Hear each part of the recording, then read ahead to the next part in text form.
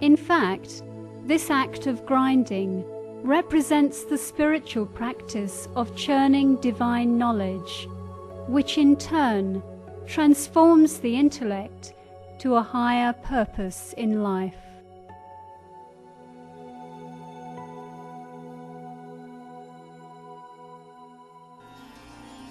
Close to Grishneshwar is another Jyotirlingam named Vaidyanath. Out of the 12 Jyotirlingams, God Vaidyanath's name has a special prominence. This name signifies that the form of light, the Supreme Soul, is the healer of all healers, the Supreme Surgeon. If anyone has an incurable disease, they will turn to God in supplication for help and healing. When people can no longer manage the problems of the world, then the Supreme Healer, the Supreme Soul himself, incarnates to erase the pain, problems and diseases of mankind. He is also called Nilkant, the blue-throated one. This is because he himself absorbs all the poisons of this polluted world, and so liberates mankind from all forms of evil. Just a short distance away from Vaidyanath, near Pune, there is another Jyotirlingam named Bhima Shankar. This lingam represents the almighty power of God. The legend has it that God Shiva, through his great power, defeated the devil of the three worlds, Tripurasur.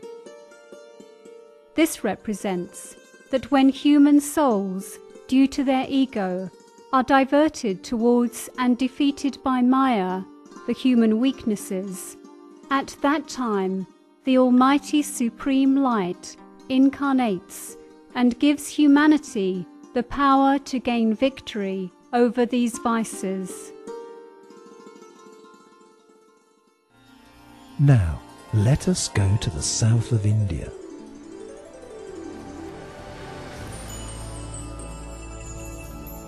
In Andhra Pradesh, in Sri Shailam, the Jyotirlingam is named Malik Arjun.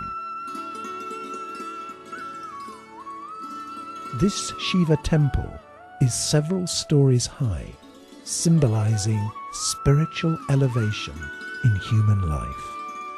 Malika means jasmine, the beautiful, sweet, fragrant white flower. Devotees remember God as Satyam, Shivam, Sundaram. Because God, as the seed of the world, is the benefactor and the extremely beautiful one. This temple commemorates the combination of truth and beauty of the Supreme God Shiva, who radiates his beauty and loveliness throughout the world. Now, from Andhra Pradesh, let's go to Tamil Nadu.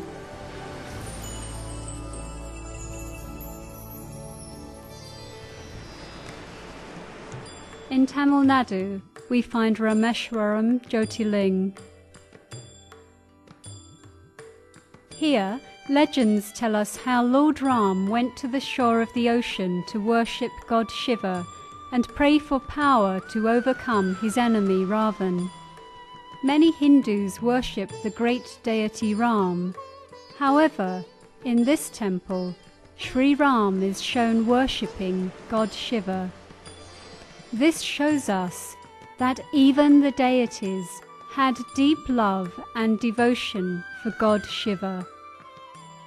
The incorporeal Supreme Father, the Supreme Soul, is not only the Father of all souls, but he is also the God of the deities. Throughout this pilgrimage of the 12 Jyotirlingams, it is clear that each name reveals an important aspect of the identity of the Supreme Being. This allows us to gain a better understanding of Supreme God Shiva's great virtues and acts, and how we can fulfill our responsibilities by performing these rituals for God.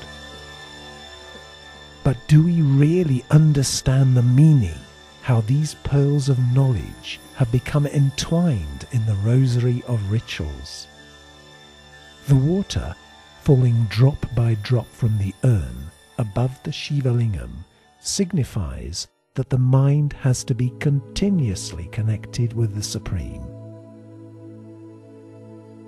so that the soul is filled with the divine powers and virtues from the Supreme Soul. The milk, yogurt and water that are offered to the Shiva Lingam represents that in order to stay in the remembrance of the Supreme Soul Shiva, we need to have purity of mind and an enlightened character.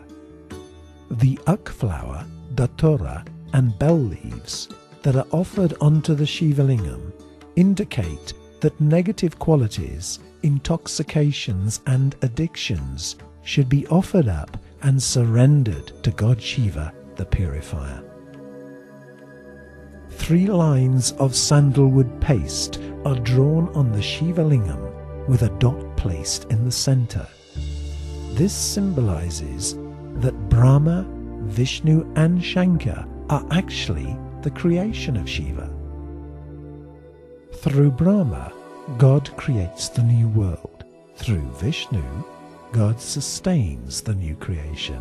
And through Shankar, the unaged impure world is destroyed. The Supreme Being is also called God. The initial of God signifies 3 divine acts.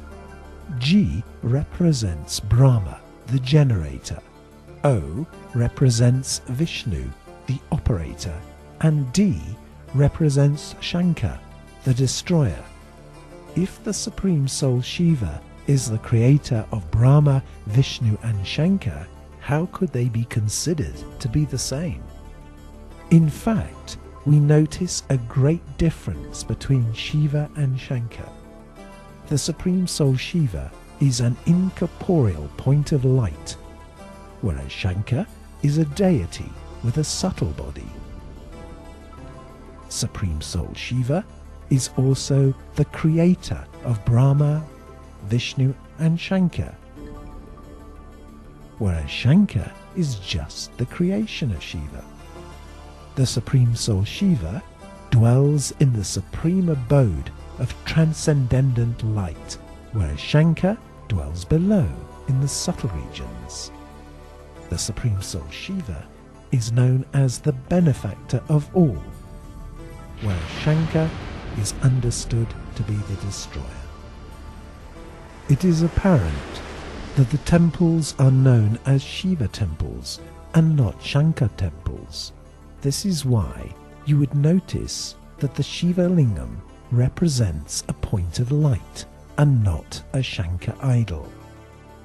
The festival is known as Maha Shivratri and not Shankaratri.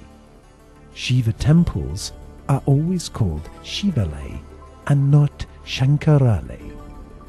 The deity Shankar is shown to be lost in the love of his beloved God. So who is that God? Since the name, form, dwelling place and activities are different, how could they be considered to be the same? Now you may ask, what is the relevance of these spiritual teachings for this modern world? We find that there is a connection, because today people are desperately searching for meaning and happiness in the world. They have become caught up in the attractions of a life of illusions. Mankind's ancient spiritual traditions have been distorted and their essence forgotten, while people today follow blindly the new materialistic culture.